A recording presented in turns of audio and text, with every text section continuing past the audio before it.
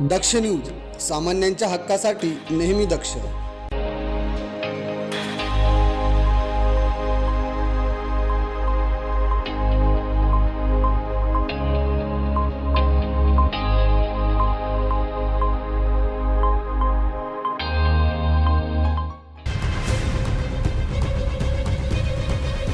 नाशिक जिल्ह्यातील नांदूर शिंगोटे येथे असलेल्या शासनमान्य देशी दारू दुकानावर राज्य उत्पादन शुल्क विभाग क विभाग नाशिक यांच्या पथकाने मंगळवार रोजी धडक कारवाई करत बनावट देशी मद्य निर्मितीचे मोठे रॅकेट उघडकीस आणलं असून महाराष्ट्र दारूबंदी कायद्याअंतर्गत गुन्हा दाखल करण्यात आलाय.